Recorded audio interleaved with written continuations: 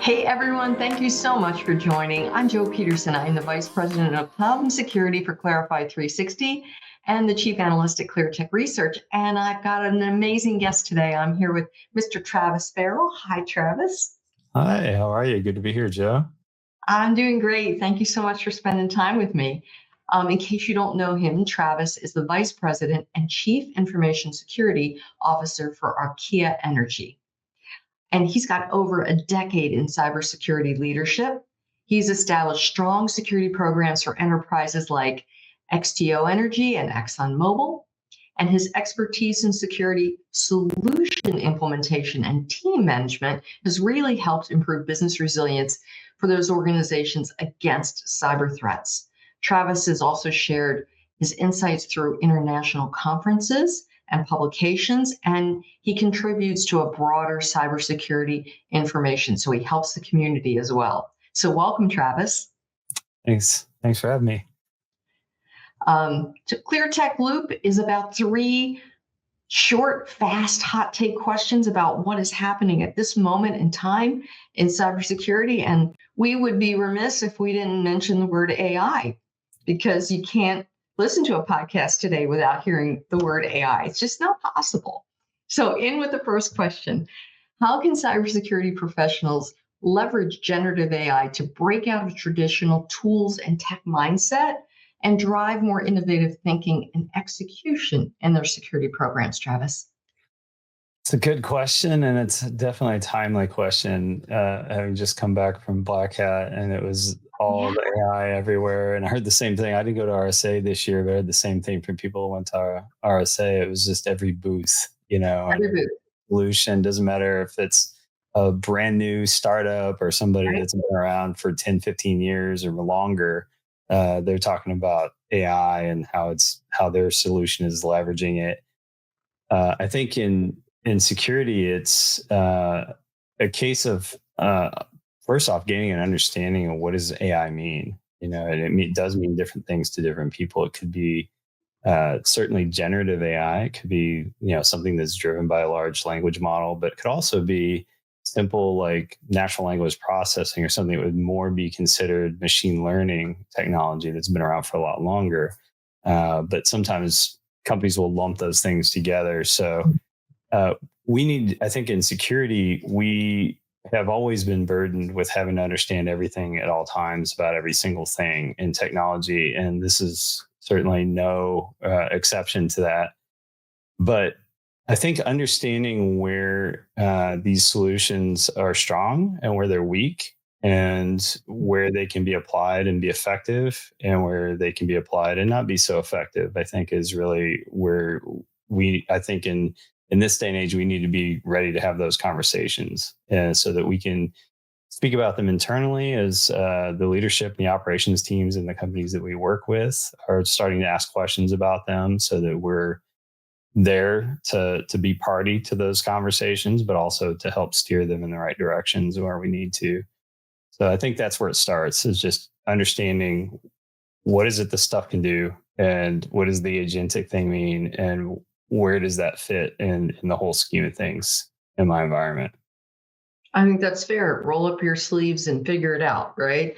And I wish I'd known that you were at Black Hat, because we could have had a cool adult beverage. Oh, 100%. Yeah. Right? And you're absolutely correct, though. Domination of theme. I was at RSA and at Black Hat, domination of theme.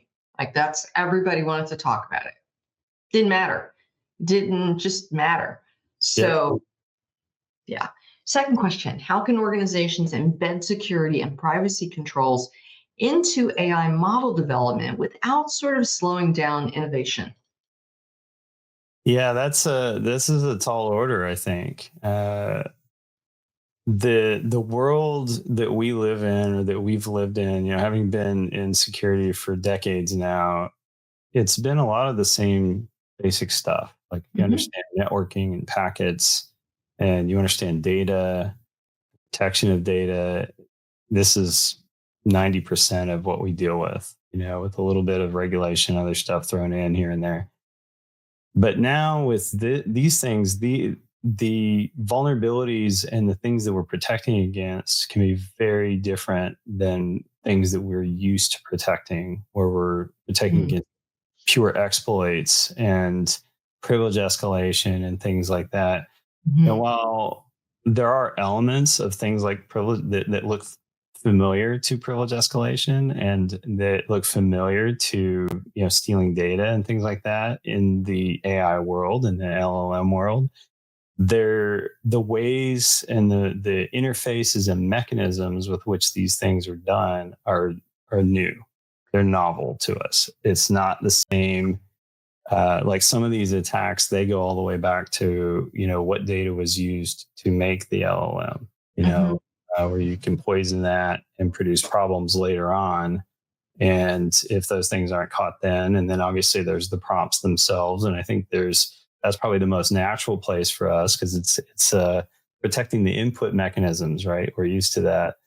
But there's elements of how we're not simply talking about like we only want characters A to Z, upper and lower, and X number of length or whatever.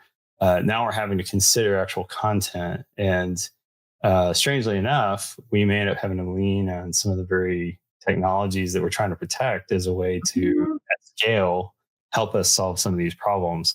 So unfortunately, there's a lot of the great partners that we've had over the years in security, like OWASP and MITRE, and these guys are already down the road. NIST, they have frameworks that spell out a lot of the issues and the risks that are inherent in these technologies. And I think we all need to avail ourselves of these wonderful free tools that are out there and become fluent in this world of security when it comes to agentic and generative AI security and privacy. And you're spot on. You're saying things that other CISOs that are forward thinking are also saying, like, hey, time for us to use these AI tools or AI in general to sort of beat the hackers at their own games, right? Super important. And you're right about the frameworks. But I think what's starting to happen is that some of the AI specific frameworks, if you bump them against NIST, there's variations. So great advice to take the time to look at what those gaps are, because you just can't slap up, something and say, oh, it's going to follow these rules, because AI doesn't tend to follow the rules. It does not. It's just and there's new stuff coming all the time. This is, be ready to. That's another thing we're all used to in security, right? We're woke up tomorrow morning, and now I have to learn about processor security. I didn't know I was going to have to do that. Like this is the world we're in, and at the speed at which this stuff is progressing, there's going to be new attacks. There's going to be brand new attack vectors that weren't even talked about yesterday. Right. That have to be very quick on the uptake, I would say. And stuff, right? Like you make such a good point. MCP servers, we didn't see them in the wild until November of last year. There's 1,500 of them right now. Oh, there's probably way more than that. Maybe more than that. That was the last time I looked at it a month ago. So there's, and they're saying no security inherent in the way that, and the same with like, even if you're not talking about MCP, even if you're talking about A to A, agent to agent from Google, the security is not something that was foremost of mind with either of these frameworks. Nope. It's catching up, right? And then there's all this stuff like ephemeral agents that how long do they live? What kind of security do they get? Crazy stuff. So last question. How should the CISO be thinking about AI adoption in terms of its use to both secure emerging threats and then kind of from an organizational governance perspective? Like, how do we stop being the department of no?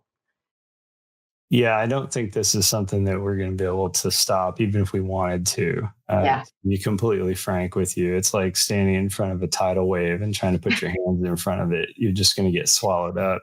Because literally every tool that we have, and I don't mean just security tools, but everything is adding AI capabilities to it. And sometimes on the fly, like it's not like, hey, we want to sell this thing to you. It's like it just shows up one day in the platform, in the SaaS platform, so we certainly need to become very familiar with the rules of the road, if you will. Like, what things are we going to be okay with? What things are we not going to be okay with in our business, in our organization? And how can we put some guardrails around that? And I think we're going to have to lean on technology there a lot as well.